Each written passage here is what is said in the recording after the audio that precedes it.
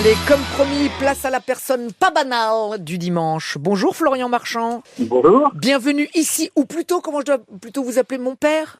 C'est Oui, ça plutôt, ouais. Bonjour mon père, voilà, parce que vous êtes curé du côté d'Angoulême. Est-ce que vous pouvez nous dire dans les églises où vous allez? Parce que je crois que vous allez dans plusieurs églises, hein, c'est ça, hein? Oui, alors les principales, Gonpontouvre, Champniers, Saint-Amand-de-Boix, Vars, voilà, c'est la périphérie nord d'Angoulême. Bon, bah dis donc, vous avez du boulot. Alors, mon cher Florian, je voulais vous avoir parce que, mon père, pardon, je voulais vous avoir parce que, avec 3 collègues à vous, vous voulez fonder à Angoulême un oratoire. Est-ce que vous pouvez nous dire c'est quoi un oratoire alors? Alors, je peux pas vous parler de l'oratoire sans vous parler d'un saint du XVIe siècle. Alors, parlez-nous du saint. Oui, parlez-nous du saint du XVIe siècle. Oui. Il s'appelle Saint Philippe Néri, sa naissance facile 1515. Marignan. Ah bah oui, c'est aussi la naissance de Saint Philippe à Florence.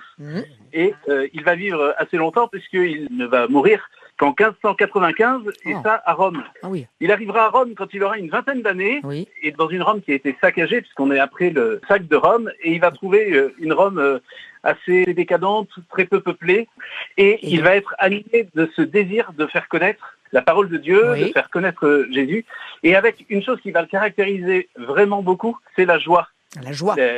La joie qu'il dégage de lui-même. D'ailleurs, il pouvait dire par exemple aux jeunes, frères, soyez heureux, riez, plaisantez, autant que vous voulez, mais ne péchez pas. Ah voilà. non, pas le péché. non, tout le début ça allait, mais vers la fin, nous, voilà. Bon, mais voilà. Bon. Dommage, mon père. Oui, mais je dis la même chose, hein, ne péchez pas. Ça va. Et donc, il faut qu'on avance un peu, parce qu'on en est toujours en 1585, non? Il faut qu'on avance un peu, mon père, faut qu'on avance. Alors, on avance, et il va prendre soin des pauvres jeunes. Il y a beaucoup de jeunes qui vont se mettre autour de lui et qui vont lui demander de fonder un oratoire, c'est-à-dire c'est un groupe plutôt de prêtres, il peut y avoir des laïcs aussi, qui mènent une vie stable, donc une vie de communauté stable, une vie fraternelle, au service des chrétiens et des non-chrétiens de là où ils se trouvent. Et voilà, et nous, c'est ce que nous voulons fonder aussi à Angoulême. Voilà, mais alors en gros, pour résumer, je vais résumer avec mes mots, d'accord, mon père? En fait, c'est un oratoire, c'est là, vous voulez être dans une maison, faire une espèce de colocation entre curés. C'est ça, hein? Voilà. Alors, c'est pas une colocation. Oui. C'est une image. C'est une colocation que vous voulez. Voilà. Voilà. Mais je dis ça parce qu'il y en a que 4 en France, il paraît. Pas qu'il y en a pas beaucoup.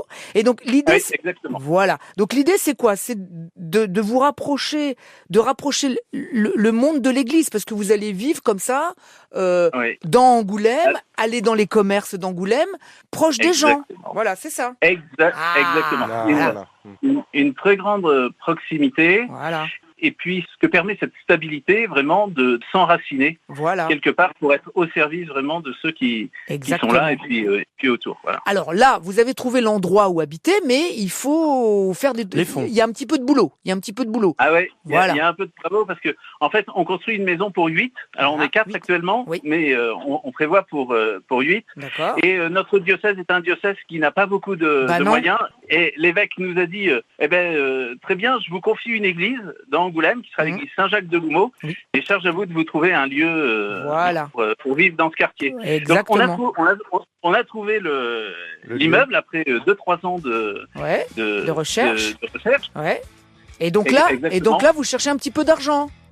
Exactement. Alors comment on fait si on veut vous aider, mon père? Ah, comment vous pouvez faire? Bah oui, alors.